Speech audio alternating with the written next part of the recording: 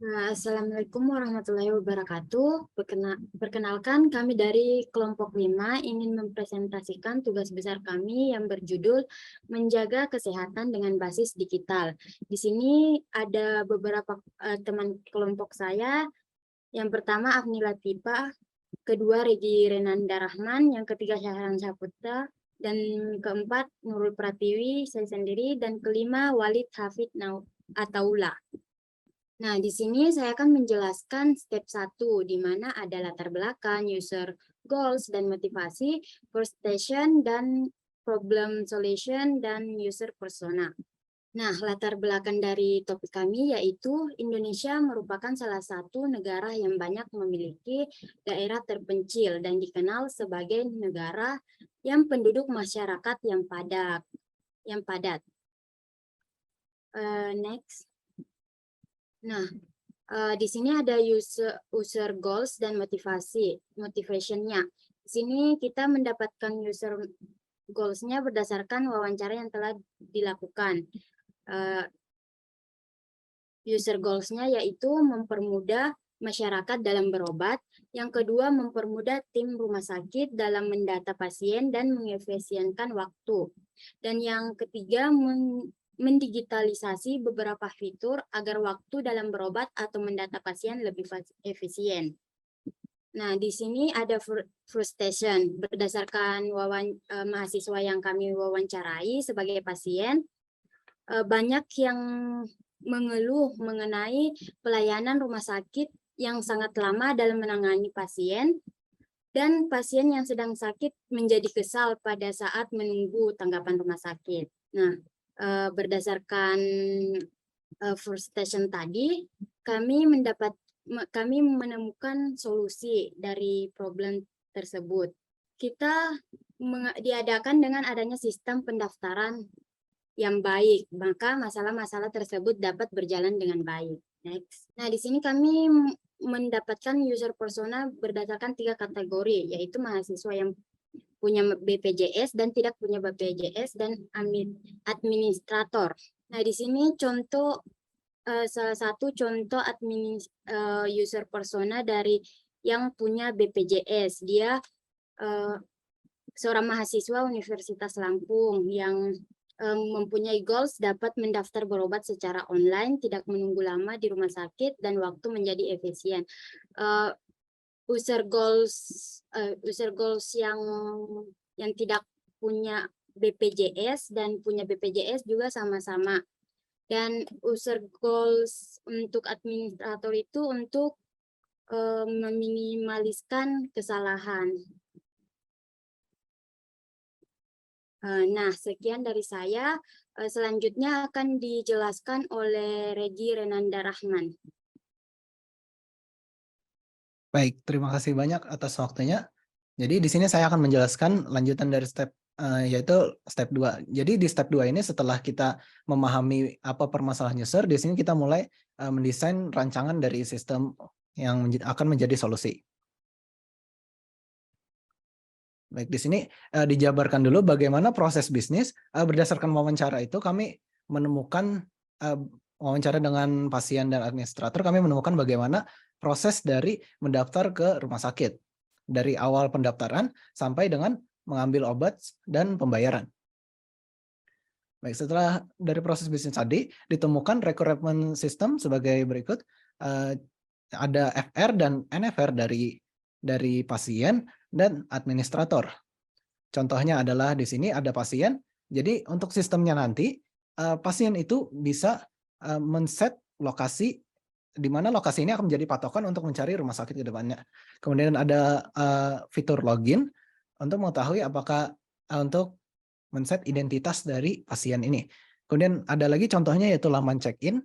Jadi ini adalah laman agar jadi semua proses dari check-in di rumah sakit itu dikompres ke dalam laman check-in ini. Jadi pasien bisa mengisi data, kemudian mensubmit datanya yang akan dikirimkan ke administrator, ke administrasi melalui sistem. Kemudian ada FR dari administrator, contohnya adalah juga bisa melakukan login, cuma di sini loginnya agak beda, di mana dia menggunakan username dan password, di mana username-nya juga atas nama rumah sakit, sedangkan pasien menggunakan nomor HP.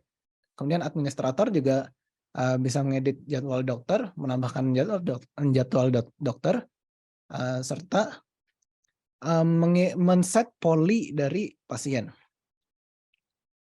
Setelah requirement system tadi, berdasarkan bisnis proses juga dan wawancara, kami menemukan bagaimana mental model dari pasien-pasien saat mereka melakukan check-in secara langsung, di mana itu dibagi dalam pendaftaran.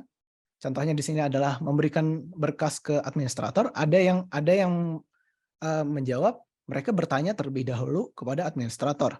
Kemudian ada juga pemeriksaan dan pengambilan obat.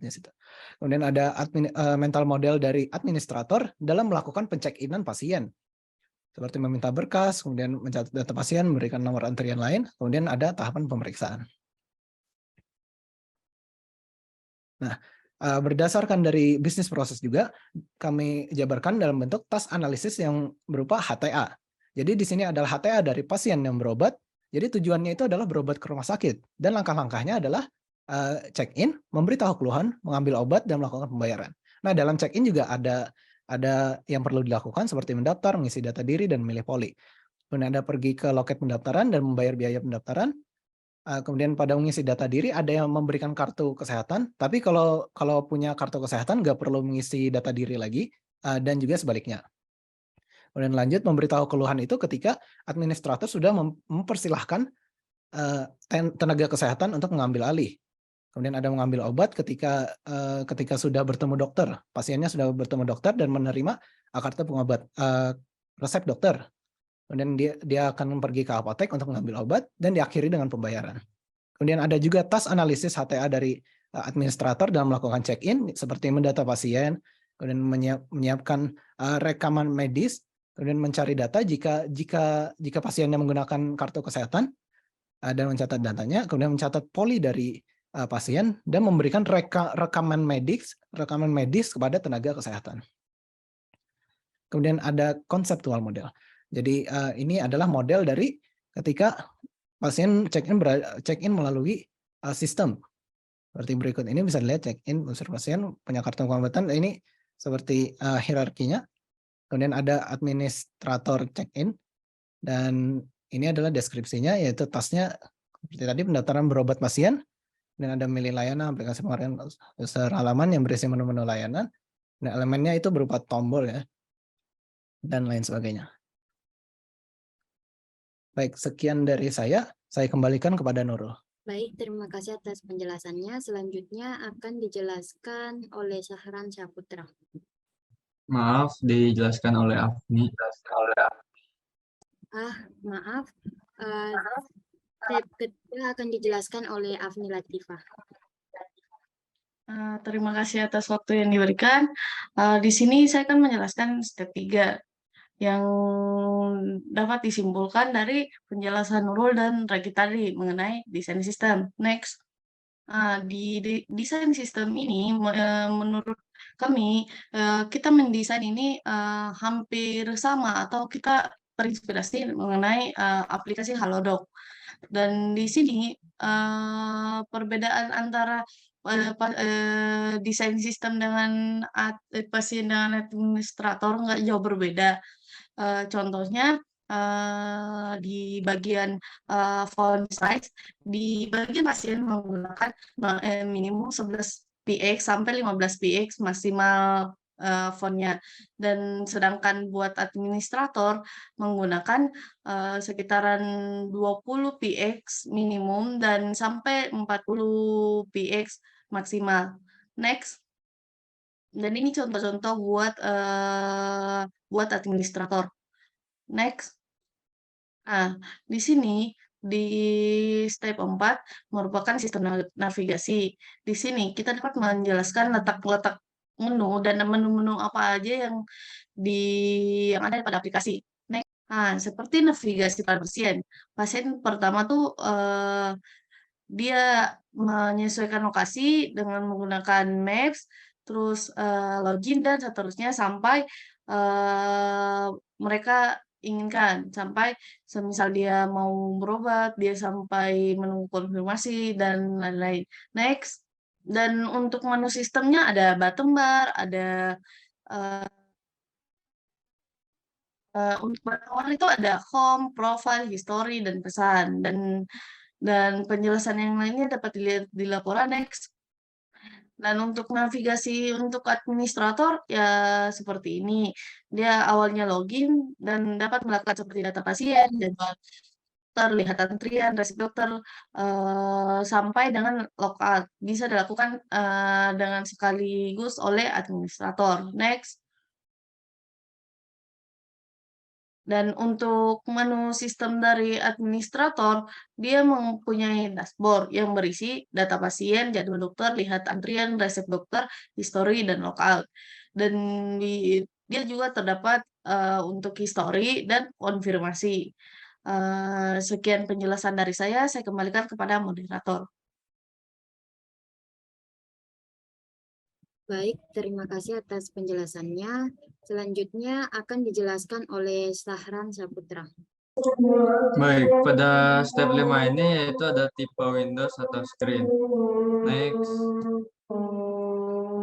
Yang pertama ada tailored screen. Pada aplikasi dan web Helsim ini menggunakan tipe screen tailored screen, yang dimana aktivitas pengguna hanya berupa single text. Lalu teks selanjutnya tidak memerlukan manipulasi Windows.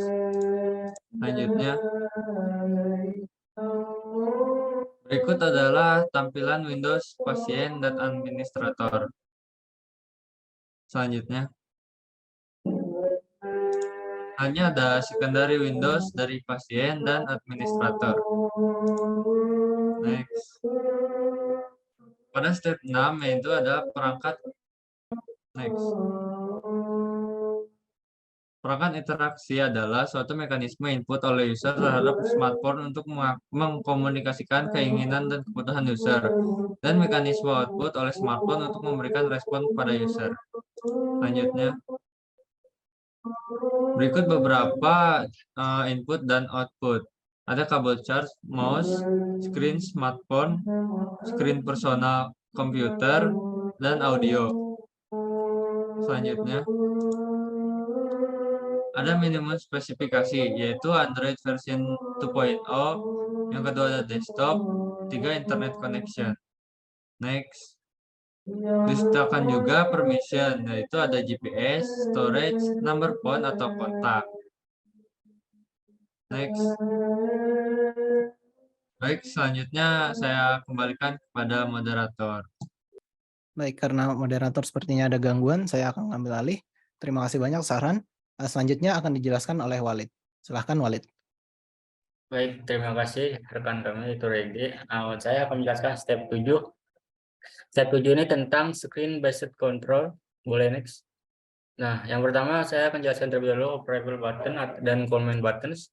Di sini yang ada di aplikasi pasien yaitu home, lalu ada profil, history, pesan, lokasi terkini, dan verifikasi. Di sini merupakan button-button yang ada di aplikasi pasien. Lanjut. Lalu ini juga termasuk aplikasi yang ada di web administrator. Ada login, lonceng, dan button data pasien untuk mengklik atau masukin data pasien. Lalu setelah ada operable button, maka ada text entry atau read only control. Di sini sebagai contoh yang ada di aplikasi pasien yaitu display atau tampilan ketika user melakukan login. Di situ kita bisa mengisi nomor kontak. Lanjut. Selain aplikasi pasien, maka ada juga administrator, dia menggunakan web. Di sini juga sama seperti pasien, contohnya yaitu tampilan ketika user melakukan login. Di situ bisa di entry teksnya, baik username atau password. Lanjut. Nah, setelah ada text entry, maka ada selection control, yaitu kontrol yang untuk mengkategorikan suatu daftar-daftar. Di sini ada aplikasi pasien, di mana di sini contohnya ada daftar toko kesehatan, situ dikategorikan dari yang terdekat mulai dari lalu yang terjauh. Setelah itu ada web di administratornya, di sini ada jadwal dokter. Di sini dikategorikan dokter-dokter dan spesialisnya. Lanjut. Untuk justification-nya ini, operable button ini digunakan oleh aplikasi Helsim untuk menampilkan fungsi-fungsi yang diinginkan, dan juga user akan mudah mengerti dan dengan operable button karena sudah familiar dengan operable button yang digunakan. Jadi button-button yang kami gunakan tersebut itu sudah dipikirkan supaya bisa lebih mudah dipahami oleh user. Lalu step 8 ini ada text and message. Boleh lanjut. Nah, di sini ada teks pada aplikasi pasien dan administrator tentunya. Nah, yang pertama, nomor iPhone tidak terdaftar, maka akan keluar login pasien, informasi login, informasi pop-up yang secondary primer keluar, lalu ada kode OTP salah, harap coba lagi, ada salah memasukkan password, dan lain-lain. Boleh lanjut. Nah, ini message, informasi message-nya itu ketika kita berhasil mengkonfirmasi data pasien, maka keluar konfirmasi data pasien. Jika kita mau konfirmasi, maka silakan klik OK. Seperti itu. Terima kasih. Oke, lanjut. Nah, ini ketika error atau terjadi yang tidak sesuai dengan sistem. Contohnya, nomor handphone tidak sesuai dengan sistem, maka akan keluar muncul message atau peringatan pesan. Lalu ini step 9, yaitu ada feedback, guidance, dan asisten. Boleh lanjut. Di sini ada feedback dari aplikasi pasien, respon sistem. Ketika check-in telah selesai, maka muncul data-data yang telah diisi oleh si user pasien tersebut. Boleh lanjut. Di sini guidance dan asisten, yaitu tujuannya untuk membimbing atau membantu pasien ketika terjadi kesalahan. Contohnya di sini nomor handphone tidak terdaftar, maka pasien bisa mengetahui jika nomor handphone tidak terdaftar. Lalu boleh lanjut. Nah, selain pasien, maka di web administrator juga kita punya guidance dan asistennya. Ketika kita salah masukkan password, contohnya, maka di situ ada notifikasi bahwa Anda salah memasukkan password, dan itu peringatannya. Mungkin sekian dari presentasi saya. Mungkin akan dilanjutkan kepada moderator lagi. Terima kasih. Baik, terima kasih atas penjelasannya. Saya ucapkan terima kasih. Mohon maaf bila ada salah kata. Saya ucapkan wassalamualaikum warahmatullahi wabarakatuh.